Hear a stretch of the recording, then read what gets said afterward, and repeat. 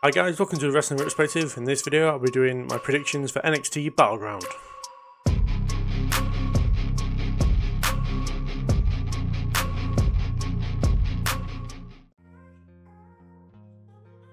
So first up we have the NXT Tag Team Championship match where Nathan Fraser and Axiom are defending against the OC. And for me, I've got the OC to get the win here, basically because of the AJ Styles heel turn on SmackDown a couple of weeks ago, or last week even. I feel like the OC are also going to be more like heel towards in NXT and just in general, and I'm hoping, like, to be fair, they did stop all the security coming from helping Cody, which suggests as if the OC are all on one page now, apart from maybe Mia Yim, depending on how the ladder match goes.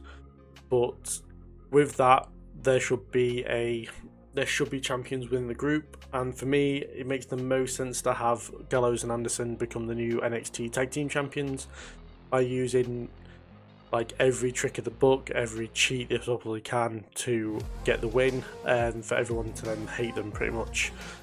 So then you kind of have AJ Styles looking like he might take the title from Cody, even though he probably won't.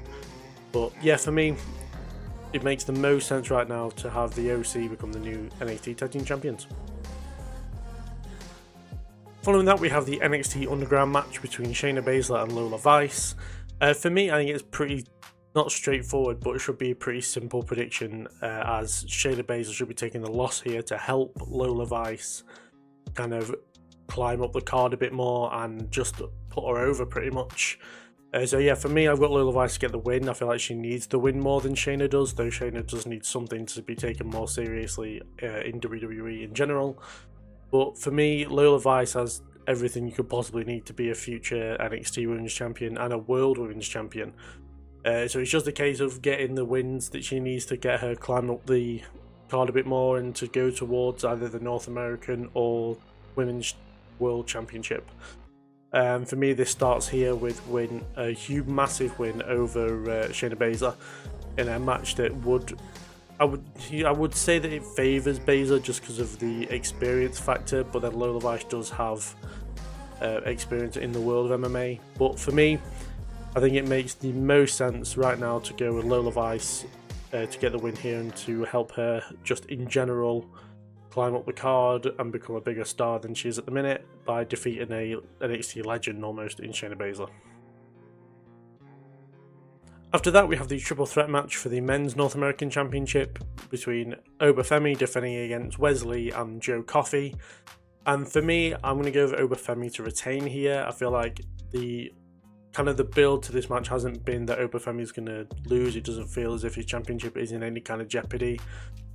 But like tactically wise, Joe Coffey should be walking away as North American Champion here, as Gallus are free to get involved in this match, as a triple threat means pretty much there's no rules. So, you know, as much as Joe Coffey is probably second favourite, I can't see Wesley taking his title back here just because, I don't know, I just don't, I can't really explain it, I just can't see it happening. But for me, it's either going to be Joe Coffey or Obafemi, and I think Gallus are going to be kind of over. I feel like Obafemi can take two of them and Wesley can take one of them, and they'll probably, like, I don't know, I don't want to say like overrule Gallus, but I feel like they'll like keep them quiet for like the last parts of the match, and then Obafemi will take out Wesley and kind of go and get the win from there really. But yeah, for me, I feel like Obafemi's run has been dominant. I don't feel like it's coming to an end anytime soon, and therefore I'm going to go with him to retain the NXT and North American Championship. Following that, we have the 6-woman North American Championship ladder match. And for me, I feel like Sol Rucker is favourite probably in this one. Obviously, she got the win in the 6-woman tag match on NXT on Tuesday. But for me, I can't see her winning. I feel like it's one of those things where she's a babyface's favourite and they're only just going to lose. And then they'll be like the first person to take it from the heel who wins it here. For me, and that heel is going to be Lash Legend. I feel like she's going to get the win just because she's building a lot of momentum more recently. There's got the stuff going on with Trick, which people really like.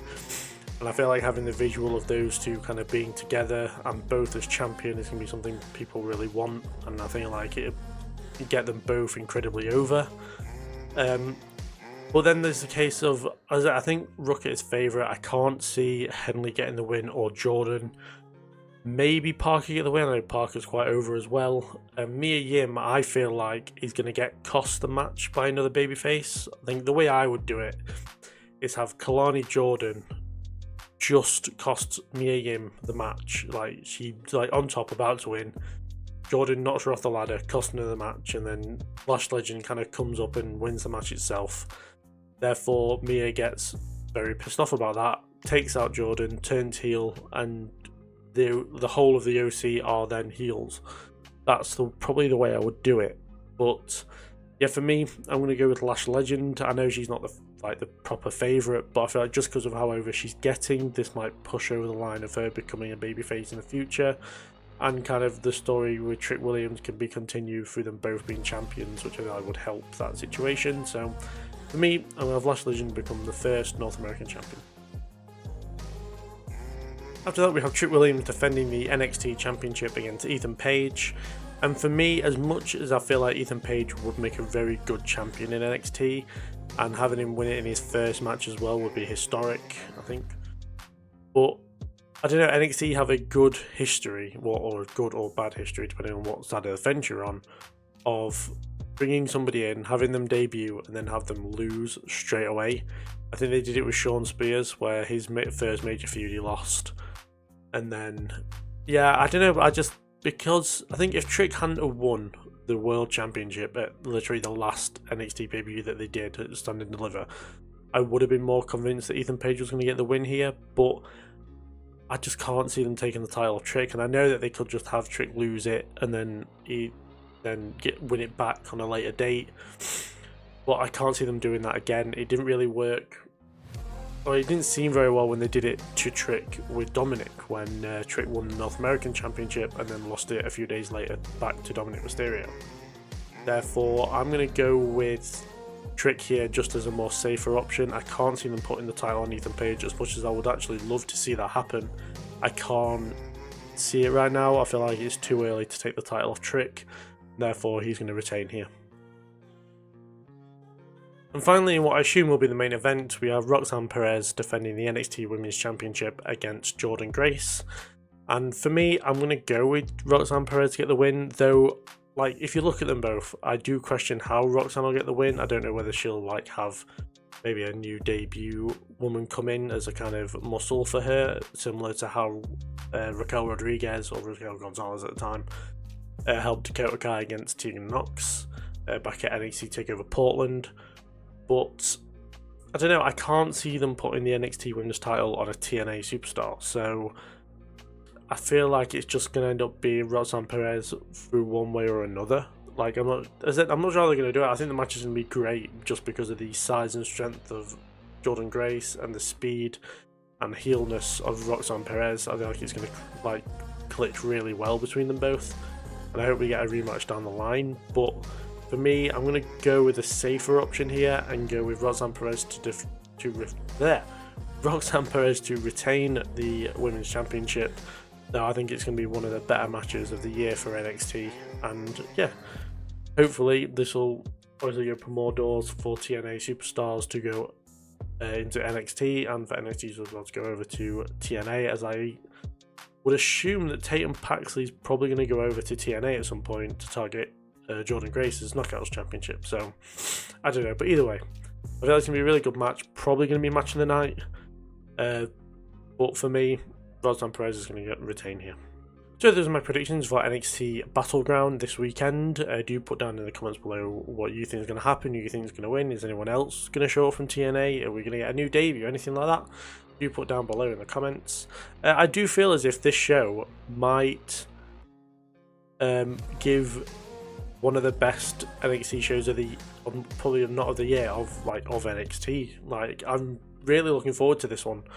I feel like it could really rival TakeOver New Orleans, TakeOver Respect, TakeOver Brooklyn 1. I think it was Brooklyn 1. But yeah, I feel like it's going to be a great show.